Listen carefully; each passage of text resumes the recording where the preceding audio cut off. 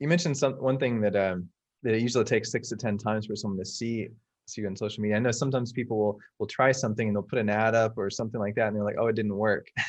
But do you have any thoughts on that? I mean, well, I guess kind of goes along with what you're saying. I mean, you kind of have to do this repeatedly, right, before you start seeing any results.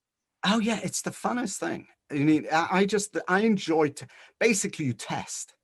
So I know it sounds a bit crazy, Todd, but we just did an audit somewhere around, must be now about 3,500 pieces of content. Imagine that rotate constantly on social media. And we can track which piece of content gets the most action.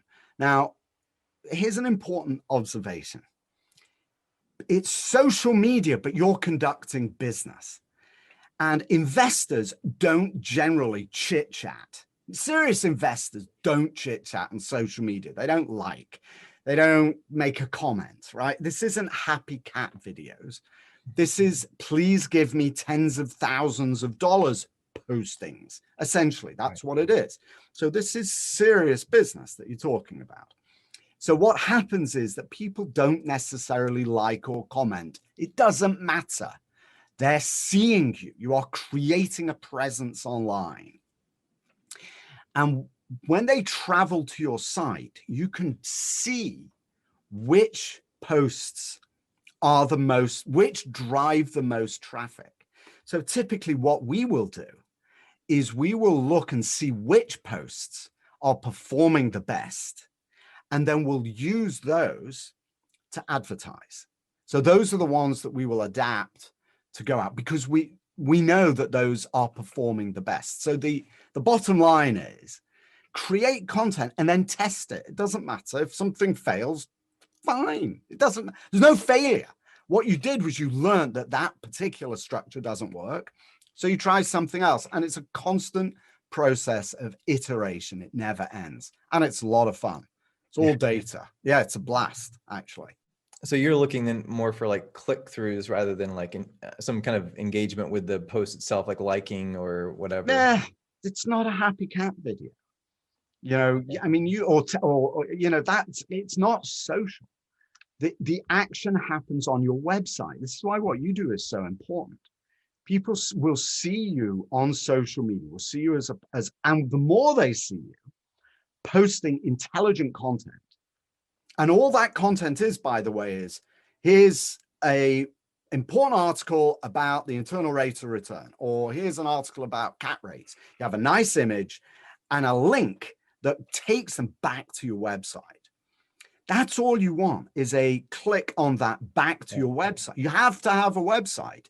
That is your mothership of content. That's where everything resides. If you don't have a website, you don't have anything. It's fundamental. It's the core of everything you do.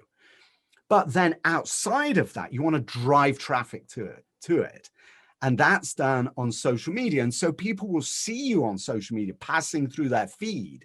And the more they see you, the more inclined they're likely to be to click to find out more. I'll give you an example of how this works. I mean, everybody, you know how this works. You, not you, Todd, being the you, but you who's listening knows exactly how this works, because right now, and I don't want to date this podcast, it's an evergreen podcast, but during times of elections, right? During election times, you know what it's like when you drive down the street and you just see a big sign up that says, yes on 27, or vote for Todd, he's the best. Now, if you only see that once, when you actually stand there in the polling booth doing your thing, you're that's thing. But if you see somebody's name often enough, and you're not really sure, actually, what they stand for, and I think, oh yeah, that guy's pretty famous. Yeah, and I know that guy. I'll check that box. That's just familiarity. All you're doing is breeding familiarity. And by the way, as ghastly as politics are, I'm not trying to create a parallel between that and what you do online. People won't think of you as a politician. Trust me on that. But you can use the same power of breeding familiarity by repetitively showing up when people are there wanting to find out about, or even accidentally discovering real estate online, as long as your messaging is relevant to them and you have different kinds of messaging, it will resonate, and eventually they will check that box. And online, what that means is come to your website.